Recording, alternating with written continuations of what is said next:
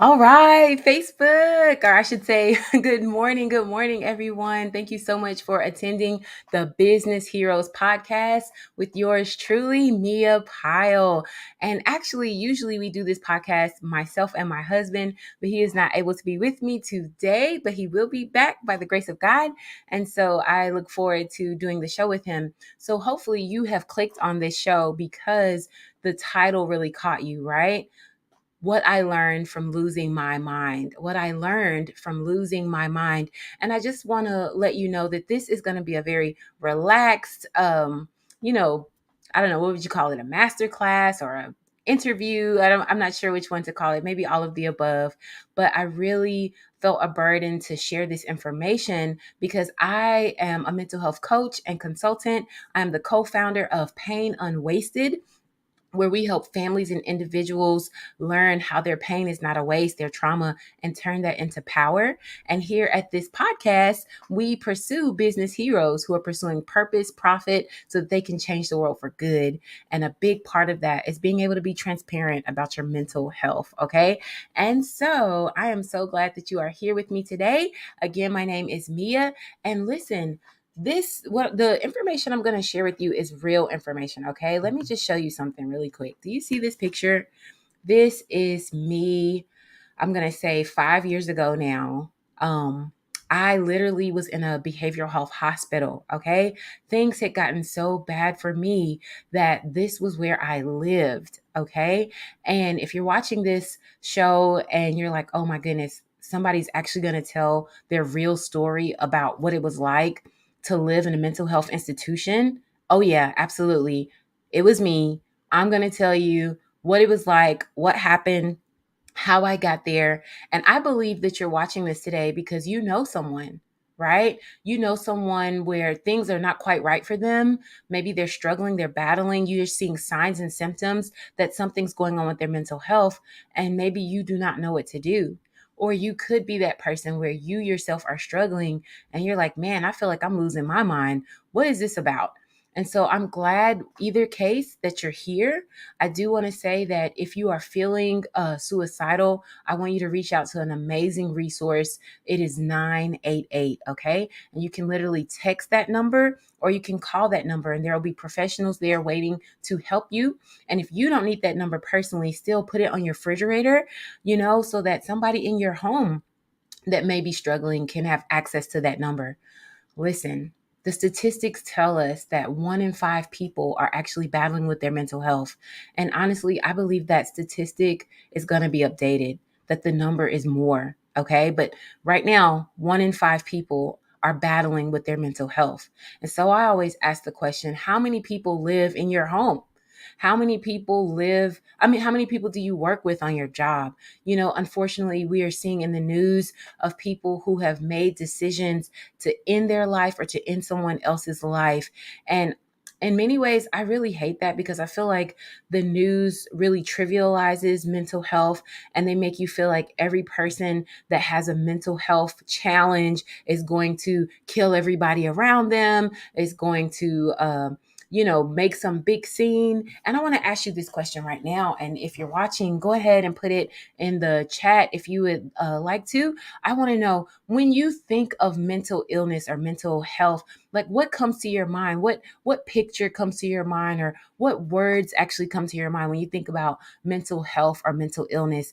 And please feel free to put that in the chat and I will see what you have to say about it. You know, when I think about before my own experience, when I thought about mental health, mental illness, I had this picture in my mind of someone really scary, somebody that always had this menacing look on their face. I don't know why I always thought they were tall, really tall and, overpowering. Or I would imagine it was someone speaking to themselves on the street, and doing these really odd behaviors. That was all I thought about mental health. So when I personally began to crash and spiral, I didn't think that I was having a mental health challenge because I wasn't doing that. I wasn't talking to myself. I obviously didn't grow taller, not to be silly about it, but just honestly, none of the things that I pictured mentally were what were happening to me when I lost my mind, as people like to say. And The thing is, I remember that I was eating 30 candy bars a day, you know? And I want to ask you, for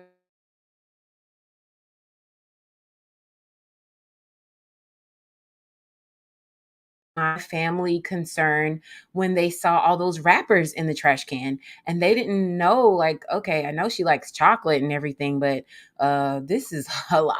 You know what I mean? And please allow me to, be myself. I'm gonna laugh and make jokes, not because this is a funny thing, but because it doesn't have to be so intense. Does that make sense? I want you to know that people who battle with their mental health, they're still your friend. They're still your mom, your dad, your cousin. They're a regular person, And I will say this, that a person that does have they're displaying symptoms of schizophrenia or bipolar, where they may actually be having hallucinations or hearing voices. That person does not lose all touch with reality. Okay, that's really important for you to know. A person who is battling with psychosis, they do not lose all touch with reality. In some cases, they even know that, okay, something's not quite right for me, but I can't put my finger on it. Have you ever like been trying to remember somebody's name and you're like, man, what's that name? What's that? I can't think of it. What is it? It's kind of on some scale, it's kind of like that for your mind. It's like, man, I know things are not quite right. I just can't get to it. But and a lot of times we need patience. We need the people around us to understand what's going on and to understand that recovery is always possible. That's another one. So listen, if you're watching this, you need to get your friends, you need to get your family members, you need them to watch this, okay? You need them to know. And I want you to get out a piece of paper and look, I want you to write this down. Recovery is always possible. Recovery is always possible from a mental health issue. However, the longer the delay, the more difficult recovery can be. Okay. And so let me just tell you a little bit more of my story. And you may be asking yourself, okay, Mia, why are you doing this? Well, number one, we're in the holidays. Okay. The holidays is not a time of happiness and joy for everyone. And praise God for those that, this is a great time for you. It's your favorite time of the year. And honestly, I love this time of the year too. But I know that it also can be very triggering, because people who've lost loved ones in this time of year, it can be very difficult to find joy and happiness, and things can really start to shut down for you. So that's one huge reason why I'm doing this.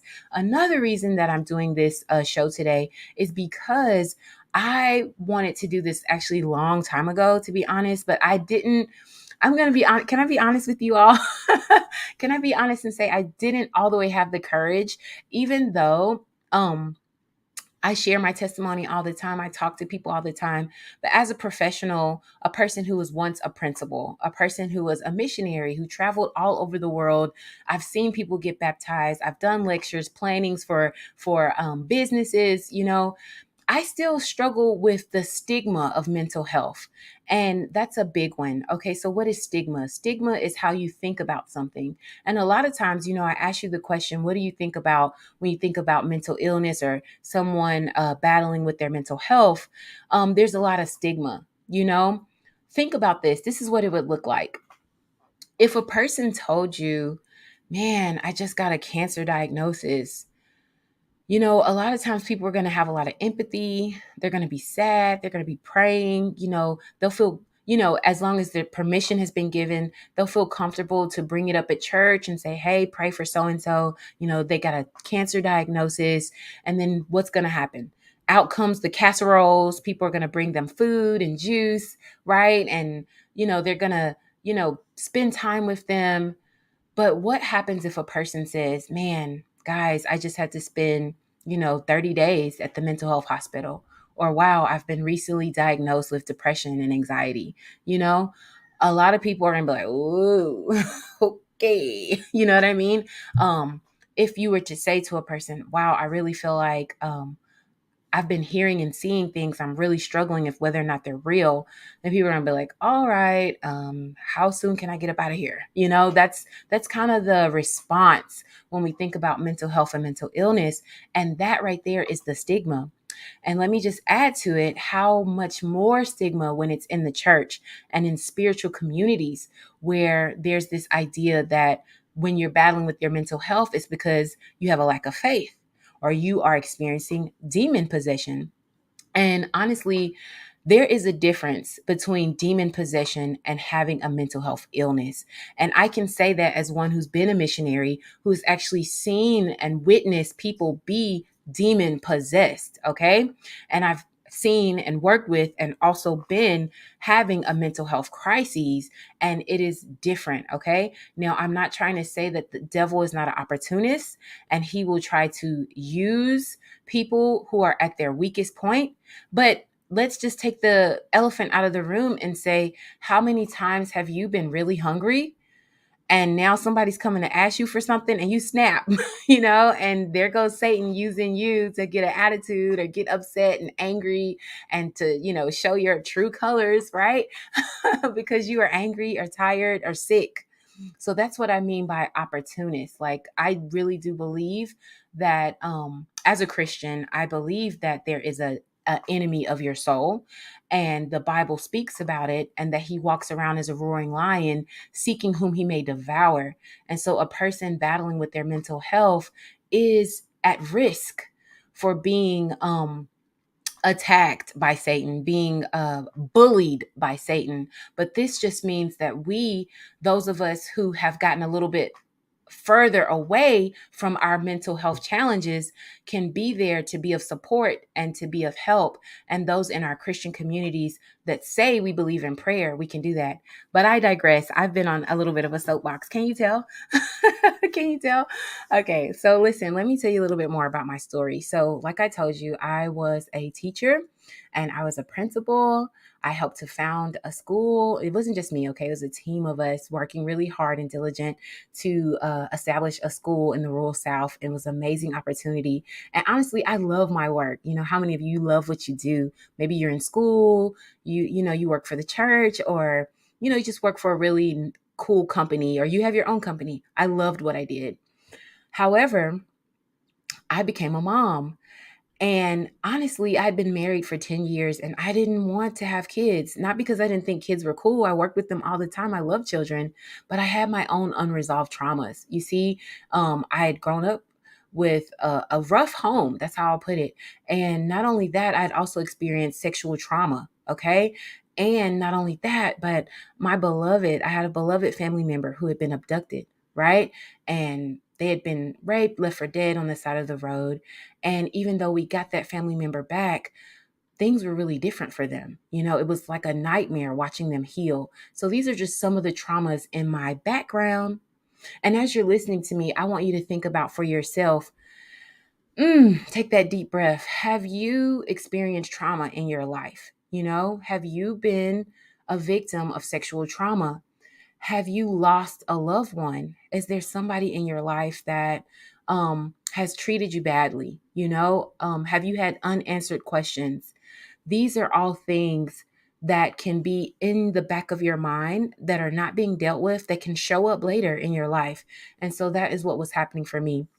And listen, as I continue, this is a heavy topic, okay? We're going to do some heavyweight lifting here in this topic. So I really want you to practice safety. If you're watching this, I want you to look out for yourself, look out for the person who's with you if you can, really be, if anything that I'm speaking about is triggering, and you'll notice it if you start to feel really uncomfortable and like, you're crying or something like that, I want you to practice safety, okay? I want you to right now be thinking about, okay, if I start to really feel unsafe, who can I call? Who can I talk to?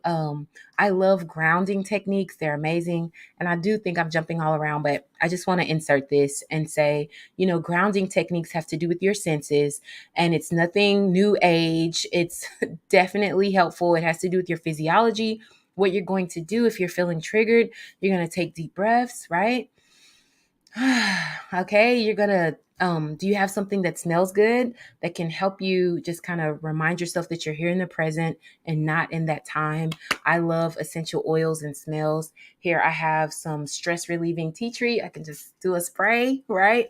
And smell it so you can smell something. Or maybe for you, you love to be able to touch something. Maybe it's something hard or cold, something soft and fluffy, something you can hug. Okay, you can do all of the above. Whatever you need to do take care of yourself. And definitely, by all means, if this is getting too heavy for you, feel free to log out. It's going to be recorded and you can always come back to it when you're ready. Okay. So I just want to put that out there.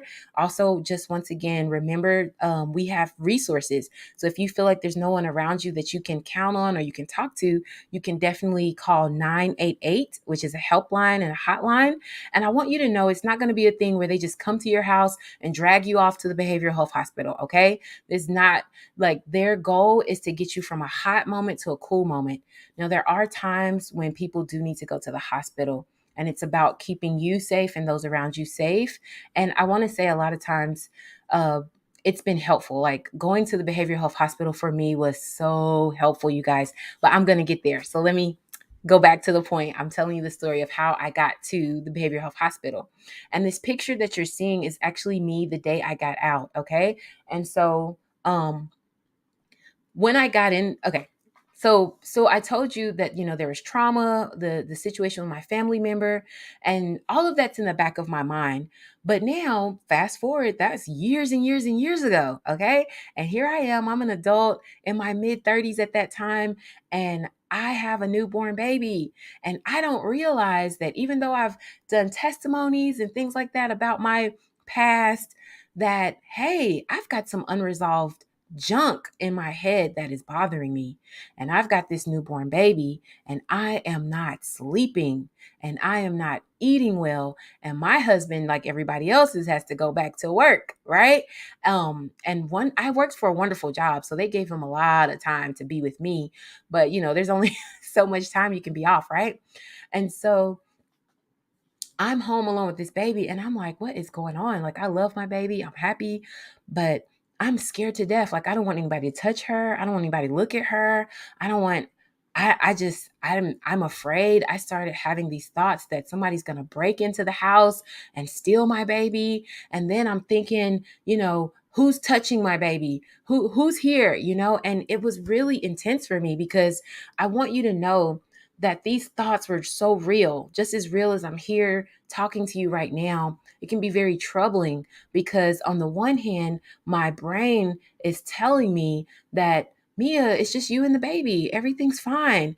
And on the other hand, I really think that, somebody's in the window looking at my baby and me and waiting for me to take a nap so that when I sleep, they can take her, right? Can you imagine how scary that is? And think about it for those of you who do have a family member that may be struggling. And I'm just telling you my case. There are different levels. There's a whole spectrum of what can be happening for a person who is battling with their mental health. I'm telling you my story. And I want you to know this because we want to have empathy. We want to have patience, to understand that a person's brain isn't working the way it normally does. It's critical for you to understand. Okay. So sometimes people could try to reason with the person and say, hey, it's not real. But if your brain is telling you that something is real, it's going to be very hard to just push that aside, you know? And it was as real for me as the trees are real outside my window. Okay. And I really do have trees outside my window. You know how some people are like, are you really okay now, Mia? And I'm like, yes, mostly. Okay. Yes, I am. Okay. All right. So listen, it got really bad because when it rains, it pours, right? When it rains, it pours. So imagine now a person who has unresolved trauma, and then I have this new baby. And mind you, my brain has not resolved the traumas of the past. So I'm having these intrusive thoughts. I'm having paranoia. Okay. I'm paranoid about what's going on around me. And as a mom, we have been chemically wired to protect. So everything is normal, but it's not because of those unresolved traumas. Okay. It's like hyper vigilance. Okay. Um, and so I wasn't sleeping because I thought I needed to stay awake. And so here comes those candy bars, right? The 30 candy bars a day. And I'm like, I have to stay awake. I have to make sure that my baby is safe. And honestly, I was doing a great job being a mom. I was doing a terrible job being a person in the sense that you need to sleep, right? But it all made sense to me at the time. And well, you know how long you can go without sleep. You know how you get when you don't have sleep, right? Like, think about it. How are you when you don't have sleep? Okay. And I honestly don't know how many days I went without really good sleep. I'm sure I would take like cat naps or something like that. But at some point, the delusions or the thoughts of what's happening got worse and worse. Okay. And so I remember starting to reach out to people and, tell them things that were strange, and they didn't know how to deal with it. And that's the case a lot of times, is that you're like, okay, that doesn't make sense. Or what do you mean nobody can hold the baby? You know what I'm saying? What do you mean, is she safe? People didn't understand my actions, what I was doing. And a lot of it is a blur at that time, to be honest. But I do remember being very scared and thinking to myself, hey, I'm going to have to get out of here, and I'm going to have to take my baby with me and get out of here. Man, we're going to have to go to sleep and never wake up, and how am I going to do that? Because this is the only way we can be safe. And I really believe that with all of my heart, because my brain was not acting the way it normally would. It wasn't processing. When you lose sleep, there's specific chemicals in your brain that you need to be revived. I'm going to put it that way. I'm not going into the technical terms and the scientific terms at this time. I'm just going raw, if that makes sense right now. And later, when I actually post a more official 21 days of what I learned, it's going to be on YouTube, by the way. Then I'll go deeper into the science. Okay. But anyway, I want to cut to the chase and say it got so bad for me. I was going to drive my car off a bridge. Okay. But I had a moment of clarity where I said, you know what? Maybe I'll give my baby to a friend, and I did that. And so I gave my baby to a friend. And I remember I was going to drive my car off the bridge. But the huge thing in my mind was, wait, if I do this, if I drive my car off a bridge, who else is going to be killed with me? And this is important because a lot of times people think that when a person is mentally unstable, is that they're dangerous, right? And I'm not trying to negate that the possibility exists, but I'm also trying to highlight that, listen, my thought was, I don't want to hurt anybody else. I don't want to start a pain journey for anybody else. How can I just self extinguish? Does that make sense? And so I wound up at a behavioral health hospital. I did not do what I was thinking to do. And I'm thankful for my experience there, because it was there that, number one, I was able to get medication so that I could go to sleep. Okay. And some people, you're watching this or you're going to share this with your friends and family members, and you're against medication. I've met so many people that are against medication, and I used to be against medication because I felt like, why do I need that? Like, I didn't even like to take medication for when I had true pain in my body. But getting the sleep, oh my goodness. After the first night of being in the behavioral health hospital, I remember waking up being like, what am I doing here?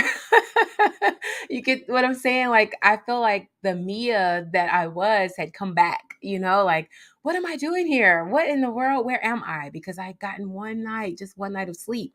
Now, I didn't need to leave because I still had a lot of things that needed to be dealt with so that I could better face the day. And this is another thing I want you to write down. I want you to write down the word impact. Okay. Impact. So some of you, you know, impact is a big deal when we're talking about mental health, mental illness. If you're in a car accident, some people can walk away, right? Maybe it's a fender bender, you're going to be able to get out. For other people, impact, we're talking about mental illness, the impact is, okay, my car door got knocked off, so that's going to have to be replaced.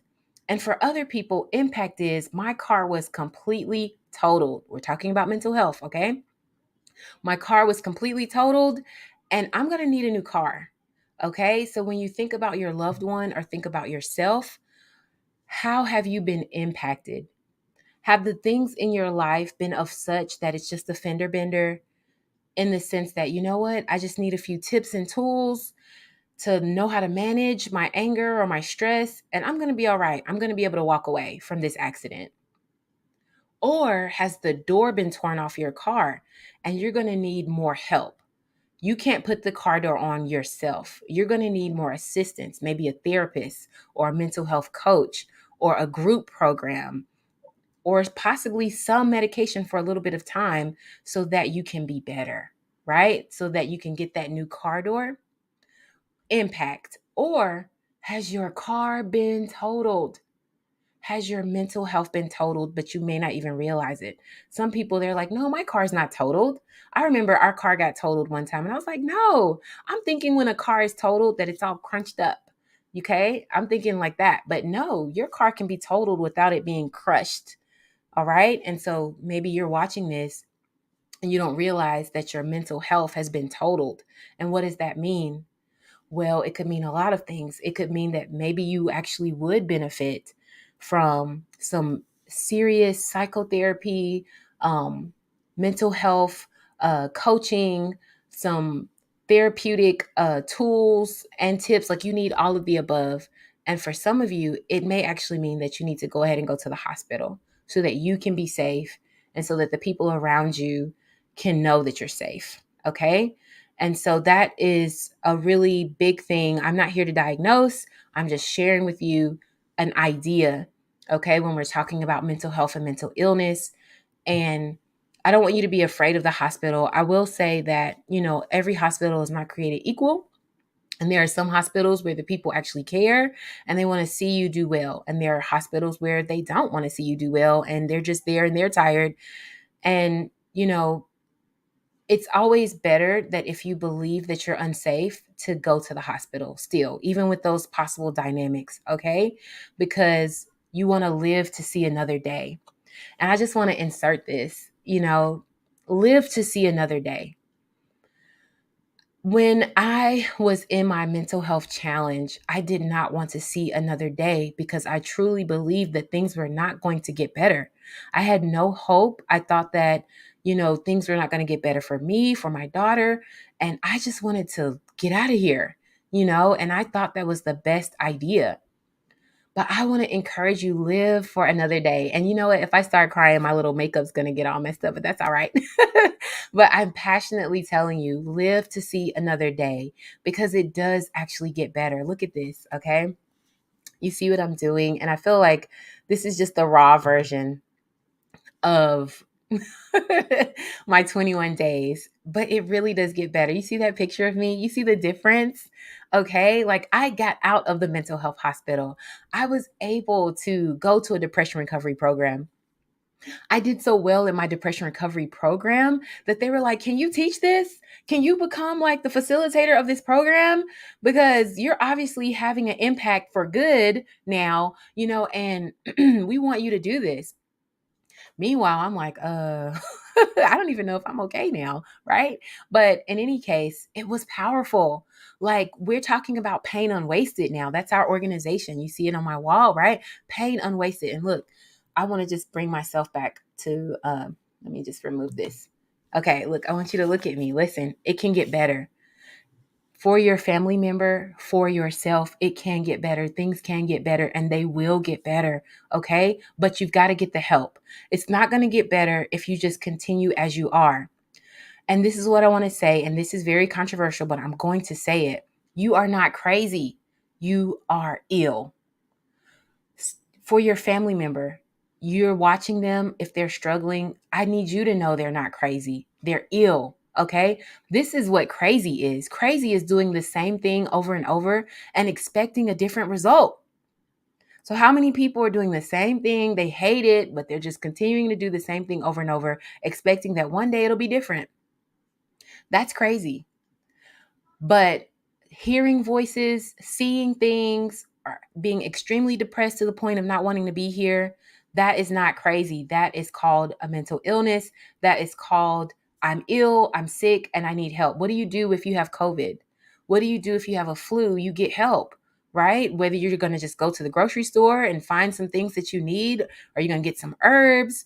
And some of us, we can't just get herbs. We need to do more than that, right? And so it's really important for me to tell you this and for you to know, listen, you're listening to this and you're like, okay, Mia, where do I start to get help? I love to start with my primary care physician. Okay. Primary care physician is awesome because they can also diagnose whether or not there's an underlying health condition. Because for some people, You may be having some odd behaviors, or you may be having some odd things happening to you, but it could literally be a reaction to a medication that you're already on, or a reaction to something else that you're not even aware of, right? Did you know that a person who is elderly can actually be experiencing hallucinations because they have a urinary tract infection? Okay. So that's important to know. And some of us, especially in the spiritual community, we're seeing our loved one decline with their mental health, and we're thinking it's a spiritual matter, and we don't want people to know. We're embarrassed. We're scared. Who's going to know? And we're not getting the help for them or for ourselves. And remember what I said, the longer the delay, the more difficult recovery can be. In fact, recovery is always possible, but it can literally not happen if you don't get the help. We're hearing of 13-year-olds who have taken their life. We're hearing of 20-year-olds, 40-year-olds, 60-year-olds, 80-year-olds. Did you know that a person can be battling with their mental health as early as 3 years old? Three. In fact, the age group 10 to 35 is at highest risk for suicide. Now, depending on what statistics you see, they'll say an older age group, but the truth is, by 10 years old, you've been battling for a while. And I want to tell you something else. A person that does choose to die by suicide, imagine that it's like being at stage 4 in their mental illness. Stage 4. Now, usually when a person says stage 4, you're thinking cancer stage 4. We've done all we can for this person, and pretty much that's it. Stage 4 in your mental illness means that, even though a person may die by their own hand or some other means, their mental capacity, their processing was at a stage 4. It was not normal. That's really important for you to know, okay? Because some of us, including myself, we've lost loved ones to suicide. We have. And we have that question, why? Why? But we have to know that in many, many cases, that person was at stage 4 in their mental capacity, in their mental reasoning. Okay? So it's just something to think about. Okay, listen, I'm going to be ending this in just a little bit, but I want to tell you some things that are helpful, okay, before we close. Look, this is a free ebook that we have. You can get this for free. There's no cost to this, okay? You can go to our website, painunwasted.org.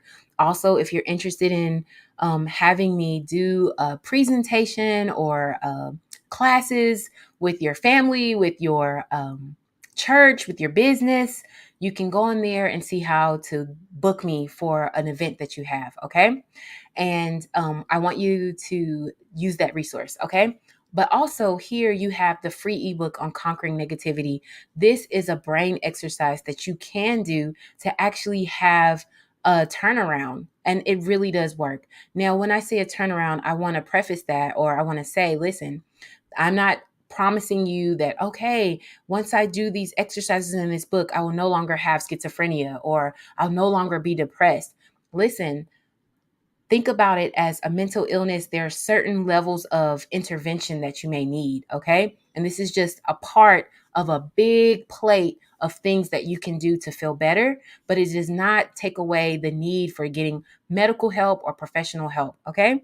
So with that being said, though, you can literally start to feel better doing this brain detox. I remember when I was in the depression recovery program and working on different models like this. Wow, when I started to do a detox of my brain, basically getting the junk out. What are the things that I'm believing or thinking that are not healthy, that are not helpful, that are swimming around in my head, so to speak?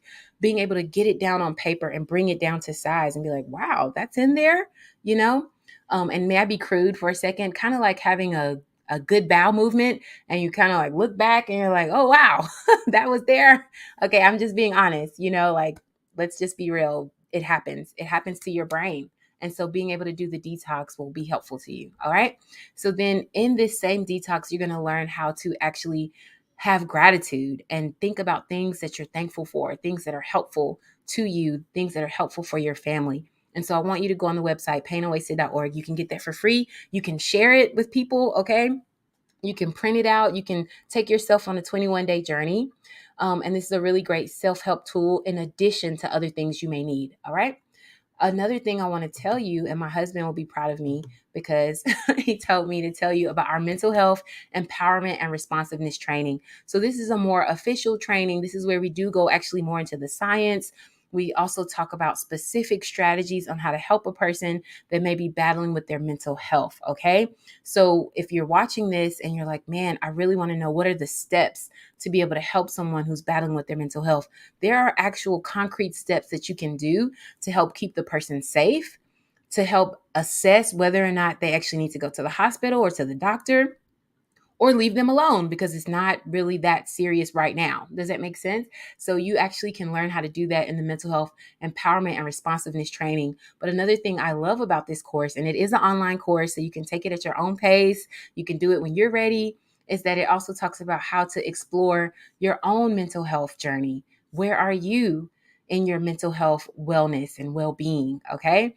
And there's wonderful tips and tools on how to improve your own health. Okay, so you will love, love, love this. And um, we tell some jokes in there, we have fun, but we also treat it with the seriousness and solemnity that is needed, and you just learn a whole lot. So I hope that you will get that. I think there is a sale going on for, is it Cyber Monday? Victor would be better to tell you about this, but he's not here right now. So anyway, that is something for you.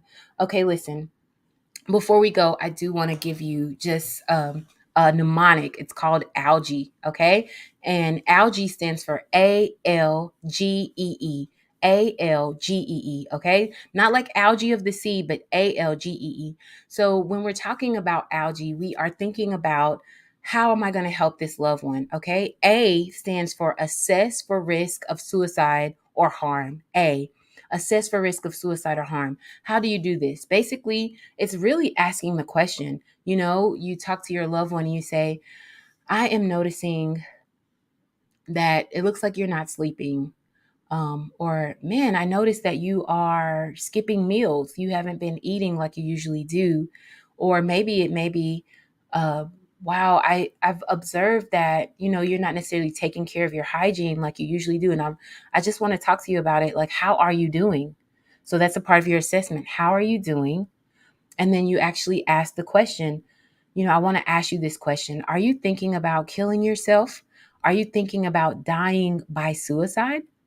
And this is a really important question. Some people believe that if you ask the question, you're putting it on the person's mind. You're giving them the idea. But the truth is, if the person is already suicidal, they've been thinking about it. Okay? And so now what you're doing is shining a light and you're letting them know that you're there and that there's help. Okay? And so it'll be great if the person says, "No, I would never do that." But because you've assessed, the person may actually say, yes, yes, I am thinking about killing myself. Or I am, yeah. Or they may even say, no, I'm not thinking about killing myself, but I sure don't want to be here. I just wish I could, go to sleep and never wake up. And I want to let you know that that's actually still a yes. Okay. If a person says no, but, I just want to, and they describe how they want to die, that is still a yes. Okay. And so when you assess for risk of suicide or harm, you want to listen. That's the L in algae, L. You want to listen without judgment. Okay? Listen without judgment. Whatever they tell you, you don't want to say, "What? You're thinking about killing yourself? Don't you know you'll go to hell?" No, we're not doing that. Because if we do that, we're going to shut that person down. They're not going to feel safe to talk to you. Or judgment might even sound like this. "No, you can't do that. What will we do without you? You can't do that. We'll be so sad." That's still listening with with judgment, okay? Because right now that person is in so much pain that they will feel judged. That, man, I'm feeling this way and now you're trying to tell me think about other people, like. And I know some of you may be thinking, "But Mia, that's just selfish of them. That's just so selfish." And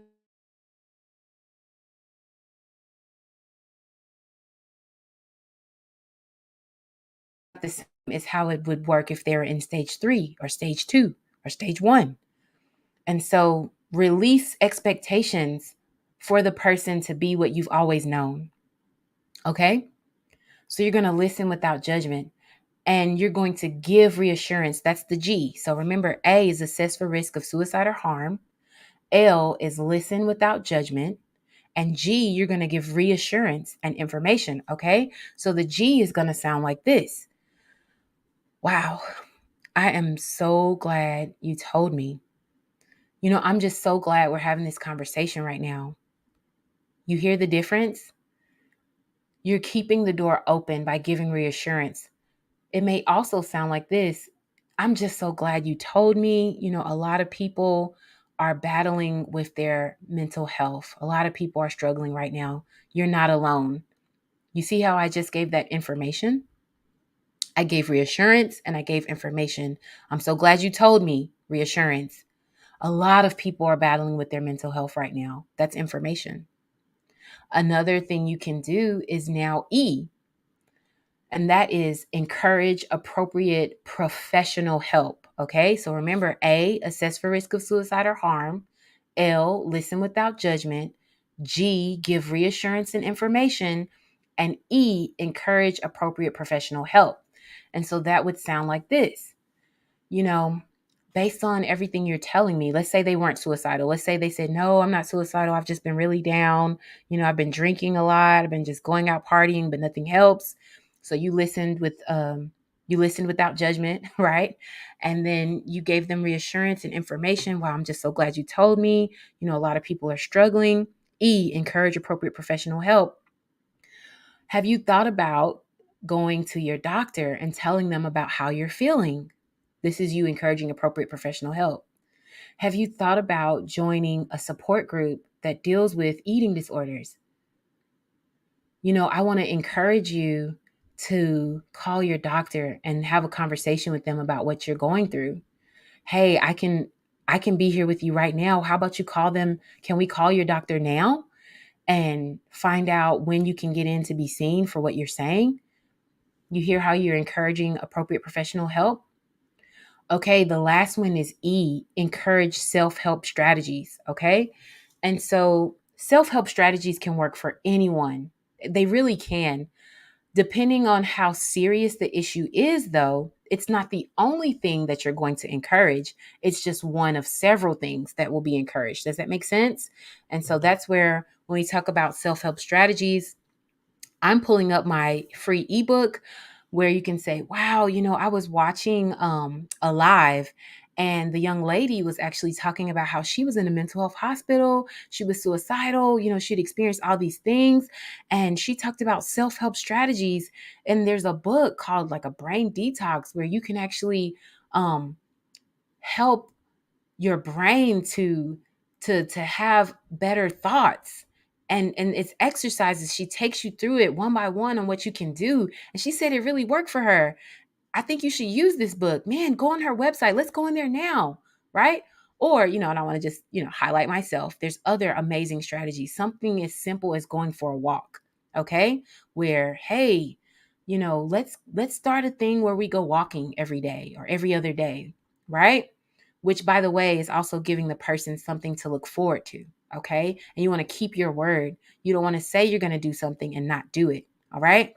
So going for a walk is really good because exercise really helps to increase those good endorphins, right? Release that neuroepinephrine, okay? Especially if it's exercise in the morning, you can help to increase your pro-BDNF, which actually fights against depression, right? And we talk more about pro-BDNF and all these other things in my course. Okay. But you can also honestly Google and find out more information. You can talk to your primary care physician about these things. Another thing you can do as a self-help strategy, literally, even if you're not going to go for a walk, getting outside is very therapeutic. You can offer them other books that they can read about people's testimonies. You can also, another self-help strategy is actually having a peer counselor, a certified peer counselor, or a non-certified peer counselor, somebody that has been through the same experience that can actually spend time with you.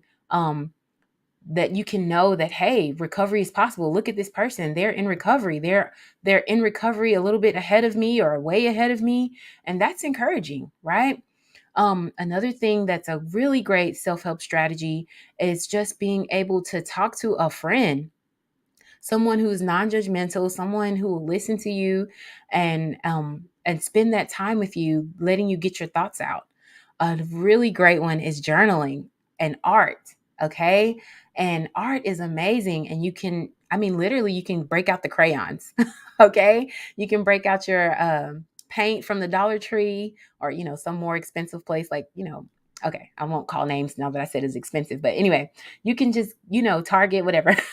You can go somewhere and get you some art supplies and just be able to draw, color, sew, quilt, do your locks. These things are actually very therapeutic. Okay. And it's a self-help strategy. So these are things that are really helpful. So that's assess for risk of suicide or harm. L, listen without judgment. G, give reassurance and information. E, encourage appropriate professional help. And then the last E is encourage appropriate self-help strategies. Now, listen, I want you to know, just as we're coming down to the end, if you're doing algae with a loved one, algae, right, what we just went through, you don't have to do them in order. You don't have to feel like you have to start out the gate with, are you suicidal? Right. And definitely, if you're going to ask the person the question, take the air out of it. Don't be like, are you suicidal? We don't want to do that. You want to be as calm as you can, kind of like a duck on water. That's what they told us in our training. I'm certified in mental health first aid and mental health first aid for youth. And so they tell us, be like a duck on the water. The duck is smooth, right? But those feet are, they're going fast, because maybe your heart is pounding. And so when you're talking to the person, you want to stay as calm and smooth as possible. Okay. Even if you feel like, oh my goodness, what are they going to say? What are they going to do?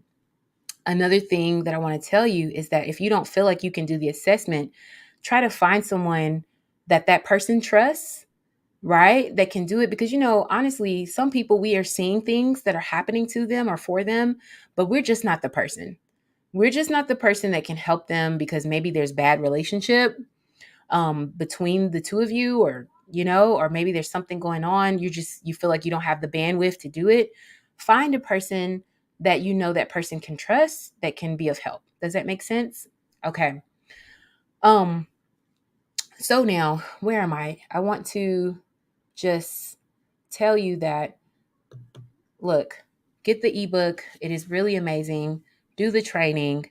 You can do this, okay? You can do it. If you feel that you are that person for the person, you can do it. But don't ignore. Don't pretend like, okay, I'll get to it, because remember what we said in the beginning, the longer the delay, the more difficult recovery can be, to the point that recovery cannot happen.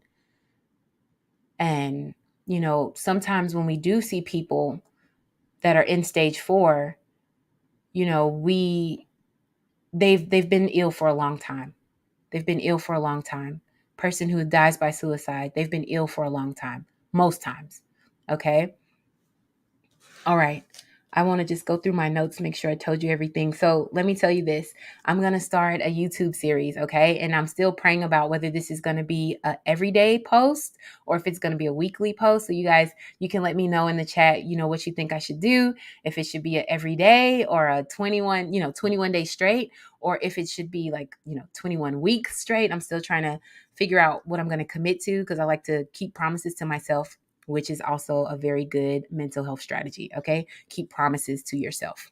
All right. So it's going to be the things I learned from losing my mind, 21 days. Okay.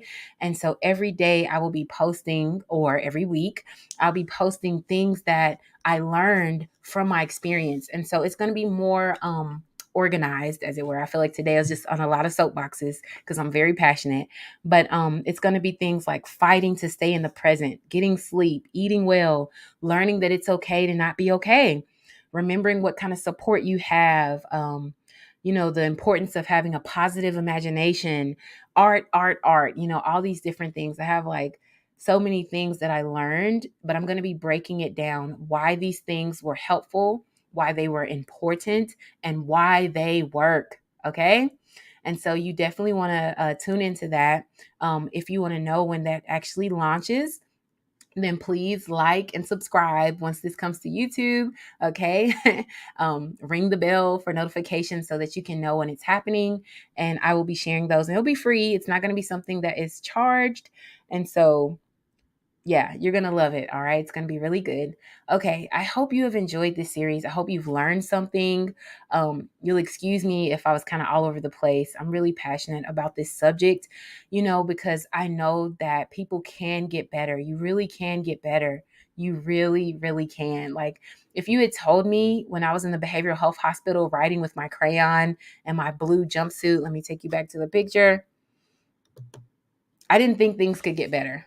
I really didn't. Even after I was released, I was just not sure, you know? But now, I'm a mental health first aid instructor. I'm a mental health coach and consultant, right? We've formed our own business. I've been able to do so many things with what I've learned, officially and non-officially from this experience, and man, a big one is I've gotten my joy back, and my true smile, right there. I think I had a little bit of a smile in that picture.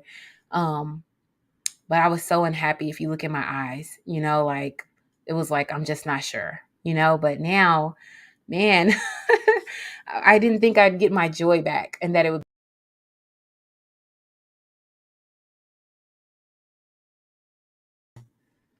I don't know. I didn't have hope, but now I do. You know what I mean? Real hope. Okay. And I especially know that if I get sick again or if I get ill again, I know what to do. I know what to do now. And that just feels so good to be empowered, to know that I know what to do and to have my relationship with God healed in a way that I didn't think possible. So I was definitely in the behavioral health cursing God and like, who is God and all of that. Okay. And now to know that God has my back and that He had my back at my worst time while I'm over there cursing God and telling other people to do the same, He was working for my good. He was working for me. God is not like a man that gets tired of you. It's like, I'm done, right? God had me even when I did not want to be had. Okay. And so, yes, this is the live for today. Thank you so much for those of you who are on. I see some hugs on there. And man, Victor, he's my tech man. So I have comments. There've been comments. Oh man, let me try to get some of these comments up here. Sorry, let's see. We had yes, that is the response. Thank you. See Samaya, good morning, beautiful. Thank you. Yes, you're good at getting folks through the process. Thank you, Auntie.